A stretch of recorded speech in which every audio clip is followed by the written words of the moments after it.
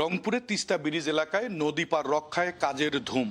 আপাত দৃষ্টিতে মনেই হতে পারে নদী রক্ষায় পানি উন্নয়ন বোর্ড খুবই দায়িত্বশীল ভূমিকা পালন করছে, কিন্তু বাস্তবে সবই ফাঁকি।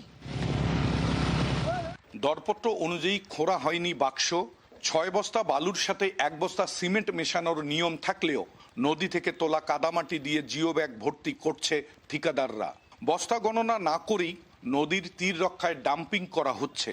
কাজের মান ও সংখ্যা তদারকি করার দায়িত্ব পানি উন্নয়ন বোর্ডের।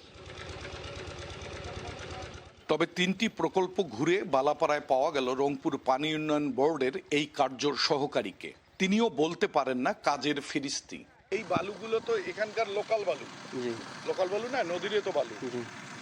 মোটামুটি এটা নদীর পানি, আর ওটা তো আপনার কিনে আনা হচ্ছে। মোটাটা তো কিনে আনা, কিন্তু ওটার পরিমাণ কম। পরিমাণ হচ্ছে 4টা করি। না মানে অল্প কিছু মাল যে আপনার কাজ হচ্ছে সেখানে আরো বালু থাকা দরকার। আরো বালু থাকা দরকার। ওই যে আপনার সাইডে ছিল, আপনার মনে হয় এইটা দিয়ে মনে হয় কাজ করা হচ্ছে, কিন্তু এইটা দিয়ে কাজ করা হচ্ছে না। বালু এখানে রাখা ছিল প্রতিদিন, কিন্তু বালু নিয়ে আসা হয়।